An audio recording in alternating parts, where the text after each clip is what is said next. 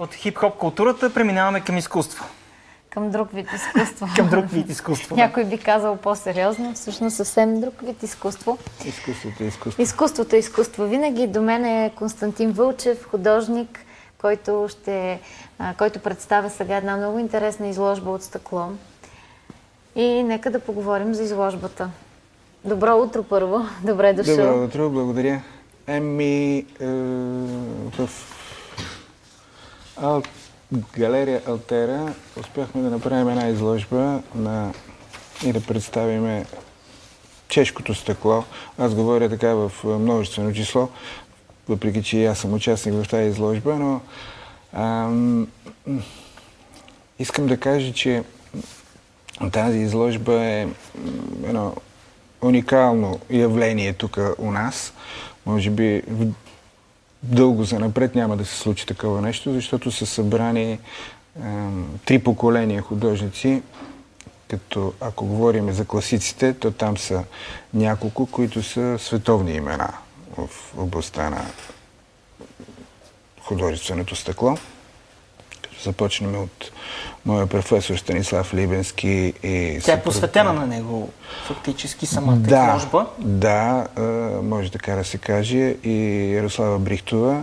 Това е един художник, който е световно име в това нещо. Значи най-големият музей за стъкло в Съединените американски щати в Нью-Йорк е Корнинг музеум, който той е цяла институция. Той не е само за изкуство.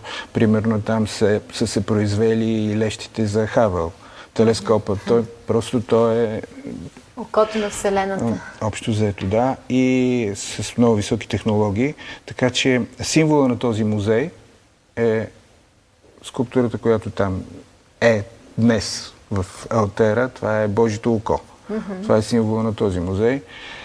И мисля, че това е голяма чест, че това защото тази скулптура там е с огромни размери, тя е 14 на 11 метра.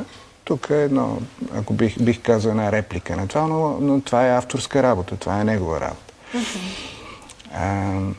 Защо чешката школа, господин Вълчев? Да, и какво е различното това, което ще видят любопитните зрители, почитатели на художественото изкуство? Първо трябва да ви кажа, че може би за първи път у нас се показват такива монументални неща от стъкло. Примерно тази скулптура, за която говорим, е тук, в този си вид, тя е 150 кг. Все пак. Внушително е. Да. Можем да си представим само размерите. Да не говорим за онази, която там е 14 на еди колко си метра. Нали? Това са едни такива размери, едни такива понятия, които тук за първи път се виждат. А защо чешката школа? Кадри, докато говорите, ние ще видим сега и едни кадри, които ще коментираме. Тоест, моля ви да коментирате. Но продължете мисълта си, защо чешката школа? Чешката школа, защото тя е успяла да запази своята традиция. Значи стъклото в Чехия е започнало да се развива някъде около 16 век и е поддържала една традиция, поддържала е както... Тук вие показвате това трето поколение, това най-младото поколение художници. Всъщност това е работа на най-възрастния, този е Рене Рубичек, който в момента е на 90 години, който продължава да работи всеки сутрин в 4 часа, отива в стъкларския завод и работи. Уникално. Прави на 90 години. Много рано му идва вдъхновение. И на 90 години забележи. На 90 години е. А тук виждаме геометрични форми. Това е вече това око, за което говориме. Да. Това е работата на средното поколение, в което и аз така се вкарвам. Това е Мариан Карел, който присъстваше на тази изложба. Професор Мариан Карел. Каква е разликата в трите поколения? Сега, понеже говорим за школа, естествено нещо ги обединява. Тоест там има някаква приемственост. Тези хора, ето както виждате, Мариан Карел е преподавател на всичките тея младите, са негови студенти. Тоест, ние пък сме студенти на професор Либенски. Така че тази приемственост я има. А вие сте също, да кажа за зрителите, абсолвент във Висшия институт за приложни изкуства в Прага. Да, аз съм учил при него и така доста време вече живея там. Важно уточнение. което ви вписва в контекста на тази изложба също. Да, това са мои приятели и затова решихме да я направим тази изложба. Пък всъщност, да, вярно, че я направих. Какво беше това? Извинете, че ви прекъсвам, това, което видяхме. Това са моите работи там, Да. те си. Да. Едно, че направихме това в чест на професор Либенски и тук искам да отбележа, че много е хубаво българската държава в лицето на Министерство културата да помисли малко и да удостои с някакво внимание или с някакво уважение този човек, въпреки че той вече не е между живите, Да, но неговата съпруга е жива, защото той е подготвил доста български студенти и общо взето в един такъв период той е обучил много българи и просто аз от личния си опит, защото аз в момента работя в неговото ателие, знам, че той много обичаше България. И нещо е направил за тази страна и мисля, че е редно нашата държава по някакъв начин да окаже своята благодарност.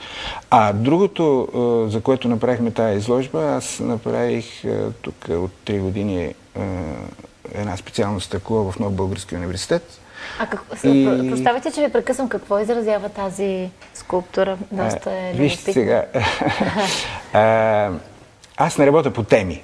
Общо взето, аз търся възможности на стъклото. Тоест, тези последни работи се опитвам да направя комбинация в цветове. Така, ако мога да обобща, сам за себе си съм нарекал тези работи живописни скулптури. Тоест, защото се опитвам да вкарвам и цвят, и игра с цвят, и пластика.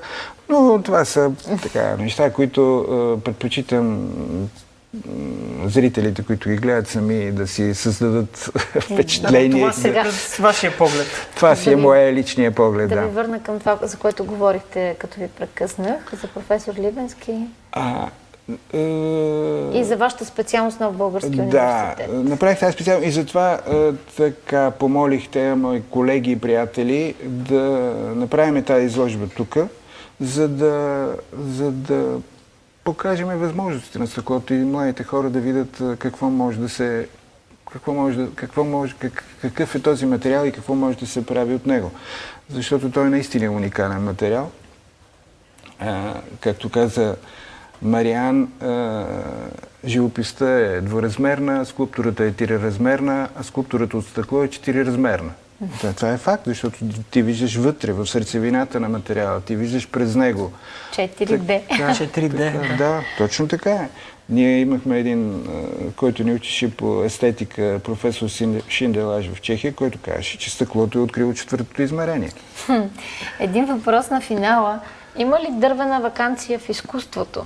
Какво мислите? Вероятно се досещате под въпроса ми. Какво мислите за идеята да бъде обявена дървена ваканция в някои училища? Да, разбрах, че и в Художествената академия. Художествената академия. Вижте, ние наистина сме в криза. Малко прекаляваме с това, защото общо взето цял свят в криза. Аз сега идвам от Чехия и там има криза, но въобще не се говори за нея. Хората си вършат работата и като всеки ежедневен ден. Тук се прекалява с това говорене криза. Първо, ние сме много малка държава. Второ, почти никаква икономика нямаме. Какво да е в криза? Къде е тая криза, не ми е ясно. Къде? Но, в главите ни е тая криза. Много, да, правилно казвате, че ние в главите кризата, много е лошо, че тая криза вече влиза и в образованието и аз поне съм на 56 години и не помня да е имало такова нещо. Това е лошо, това не е добре. Така ще завършим този път не е толкова оптимистично разговора. Въпреки всичко, отидете, вижте изложбата от стъкло и уникалните заслужава си да се види тази изложба. Хубаво е да се види. Арт-център, Алтера. Това е сградата на Интерпрет, нали така? Точно така, да. Всеки, който желая, може да посети изложбата. Сграда. Точно, стъкло под стъкло. Стъкло в стъкло. Благодаря ви за това гостуването. Ние, уважаеми зрители, се разделяме така. Останете с нас и утре бъдете с нас.